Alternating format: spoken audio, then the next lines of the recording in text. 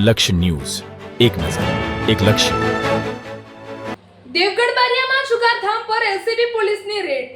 દાહોદ જિલ્લાના દેવગઢ બારિયા તાલુકાના નાનીઝરી ગામે પોલીસે જુગારધામ પર દરોડો પાડી ગાંજી પંથાથી હારજીતનો જુગાર રમતા 8 આરોપીઓને ઝડપી પાડ્યા હતા. પોલીસની કાર્યવાહી દરમિયાન રોકડ રકમ, મોબાઈલ ફોન અને જુગાર રમવા માટે ઉપયોગમાં લેવાયેલા 5 વાહનો સહિત કુલ ₹8,65,870નો મુદ્દામાલ કબજે કરવામાં આવ્યો હતો. પોલીસના જણાવ્યા મુજબ તારીખ 22 ઓગસ્ટની રાત્રે 11:30 વાગ્યાથી તારીખ 23 ઓગસ્ટના વહેલી સવારે 3 વાગ્યા દરમિયાન નાનીઝરી ગામે આરોપી ધનરાજસિંહ ચંપકસિંહ ઝાલાના રહેણાંક મકાનની બાજુની દિવાલને અડીને બનાવેલા ઢાળિયામાં જુગાર રમાતો હતો.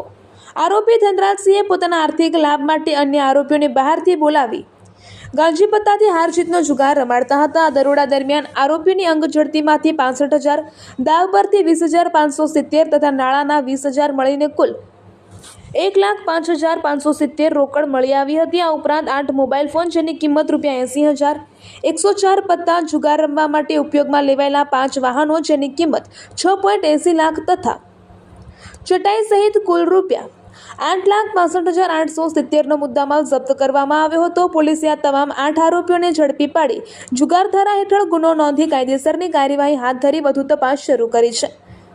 Bureau chief Yasir Gudala, Dahod.